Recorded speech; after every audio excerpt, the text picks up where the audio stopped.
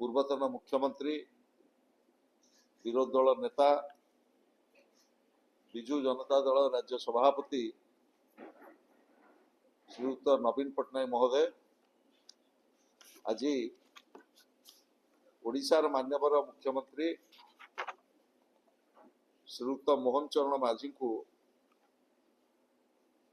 चारोटी गुरुत्वपूर्ण प्रसंग रे प्रत्यालाप कर से संपर्क रे व्यापक भाव रे आमे चर्चा आलोचना करने को जाऊँ। गला साधारण निर्वाचन समय रे भारतीय जनता पार्टी सरकार जो निर्वाचन प्रतिश्रुति ओडिशार वोटर भाई भौणी मानकु ओडिशार चाषी कूल को देइथिले जे आमे एमएसपी सहित ओडिशार चाषी कूल को इनपुट सब्सिडी दबु एवं बिना कटनी छटनी रे 3100 टंकार धान किणिबु एवं समस्त बिक्री योग्य बड़का धान किणिबु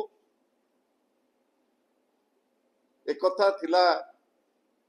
भारतीय जनता पार्टी निर्वाचन प्रतिश्रुति। आज विरोधी दल नेता ए संक्रांत केवल उद्वेग प्रकाश करना ओडिशार जनसाधारण को ओडिशार चाषी कूल को जो भाई भाव में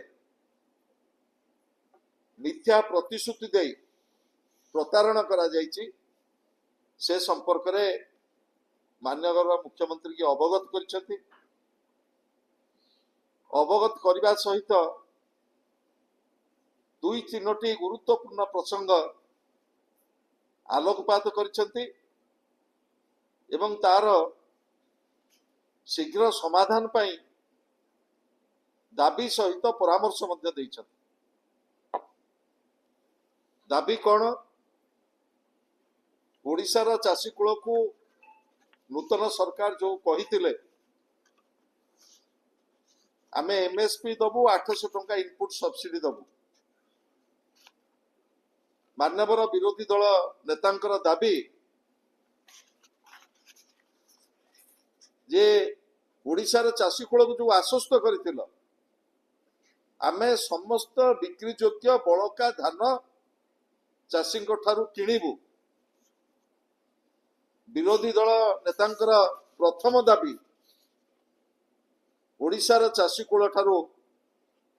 समस्त धान किण एवं द्वितीय दाबी जो 69 टंका केंद्र सरकार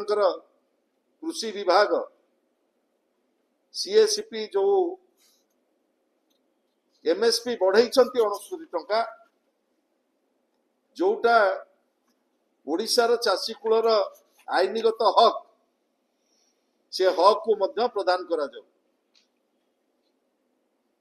एवं निर्वाचन रे जो कथा कहिथिल आमे कटनी छटनी करिबु नाही तमे कटनी छटनी को संपूर्ण भाव में बंद कर। मुझे कही रखा चाहे नूतन सरकार आसिला परे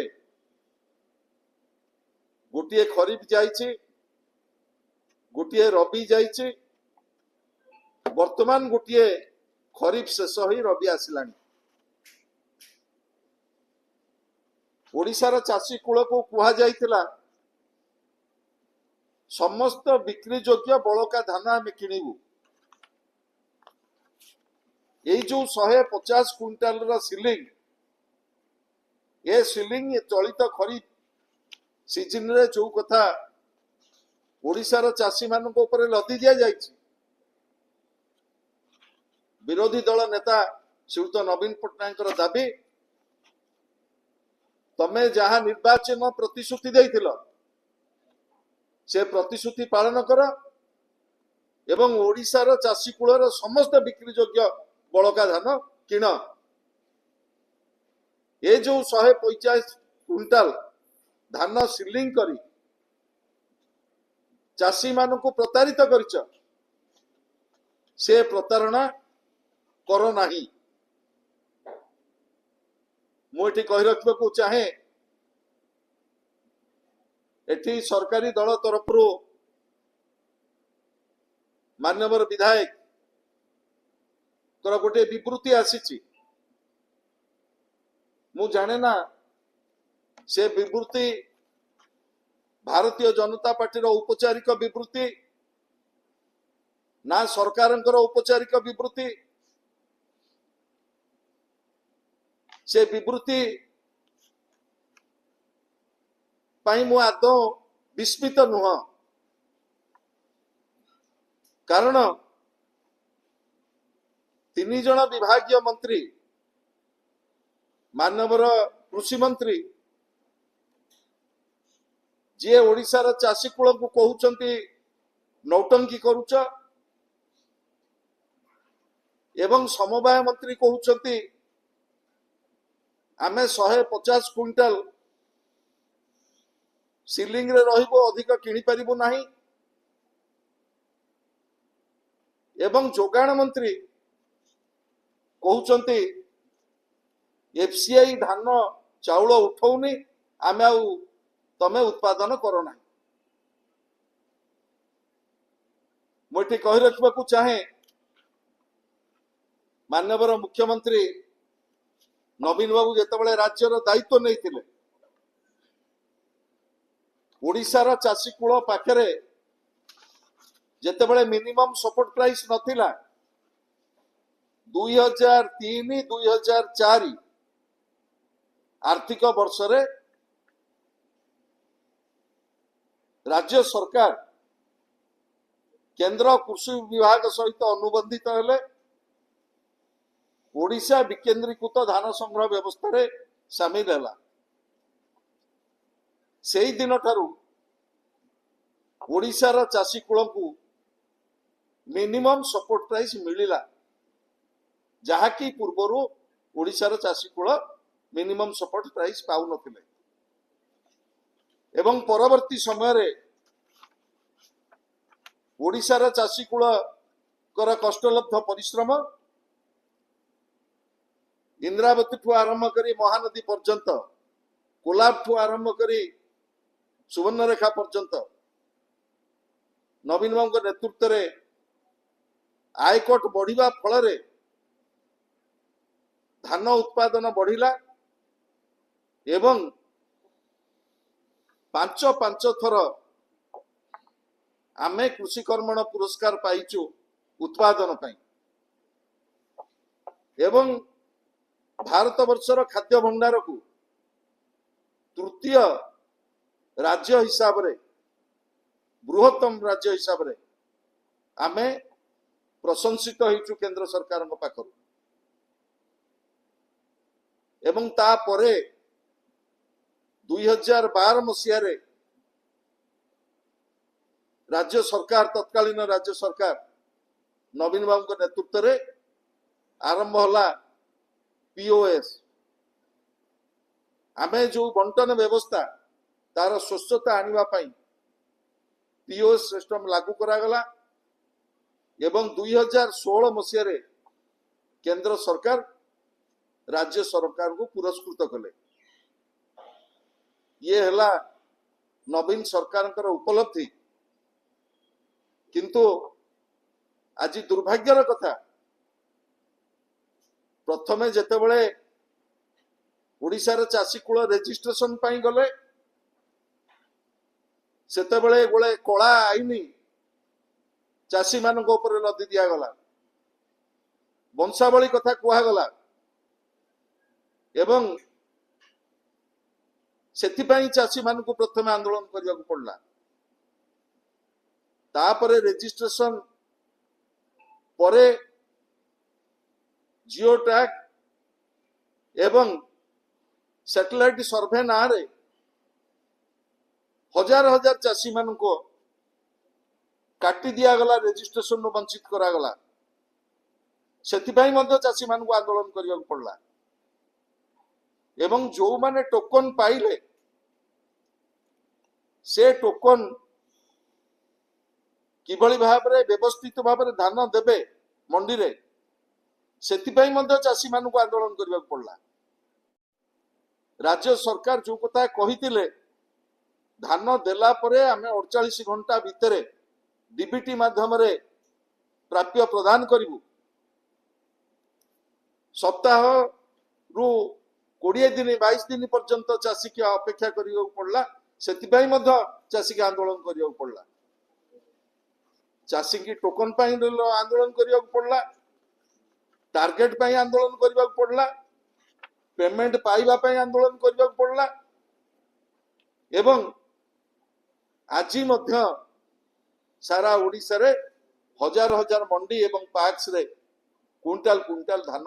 पड़ी रही मु एठी दी तीनोटी तथ्य आपण मानकु दबाकु चाहूची।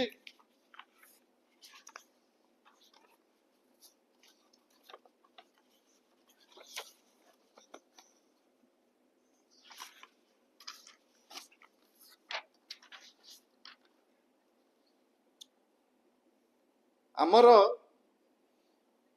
राज्य सरकार टार्गेट थिला 43 लाख मेट्रिक टन वर्तमान पर्यंत procurement होईछि 41.96 lakh metric ton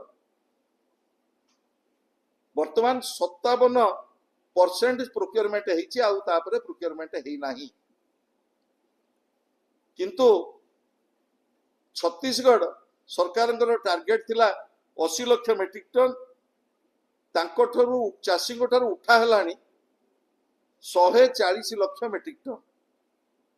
percentage है 175%। ओडिशार चाषी कूल देइछंती 57%,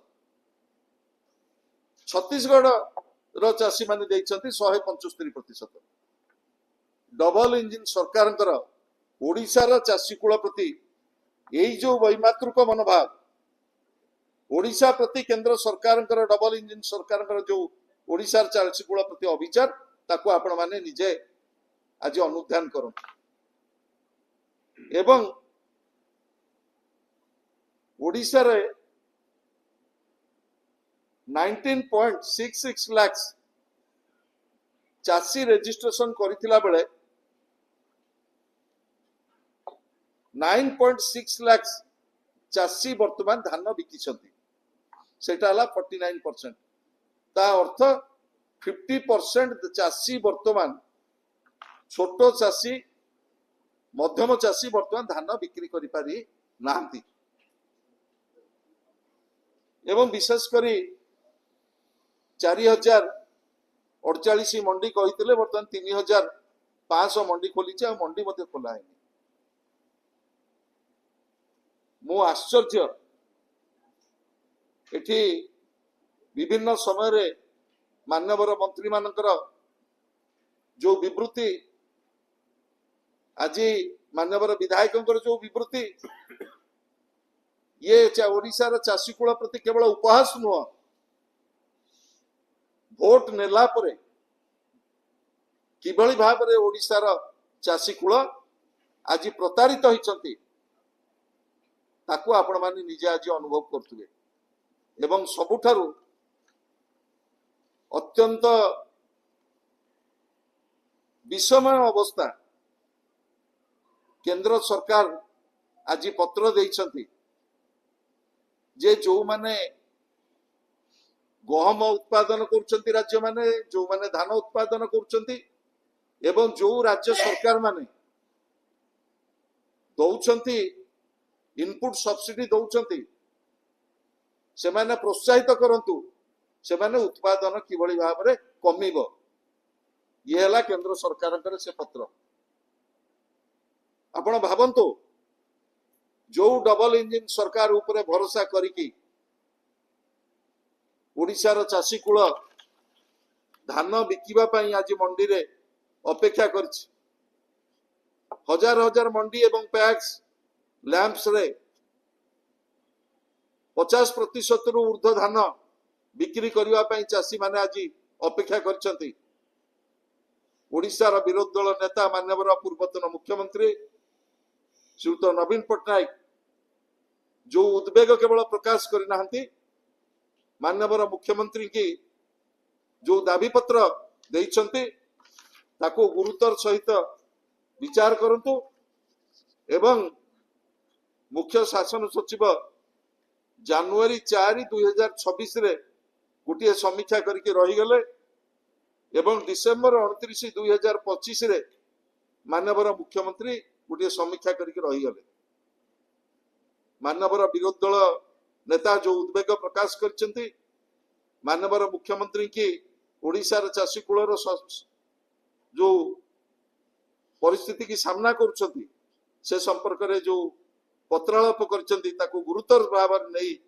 माननीय मुख्यमंत्री तुरंत एक उच्च स्तरीय बैठक डाकंतु समस्त विभागीय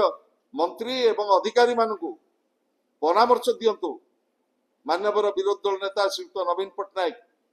जो दाबी रखिछन्ति से दाबी किभली भाव रे शीघ्र समाधान हब एवं मंडी रे हजार हजार बस्ता धान धरिकी जो माने चाषी कूल बसिछन्ति अपेक्षा करी समस्त बड़का बिक्री योग्य धान बिना कटनी छटनी रे संग्रह करा जाऊ 150 क्विंटाल सिलिंग की उठे दिया जाऊ।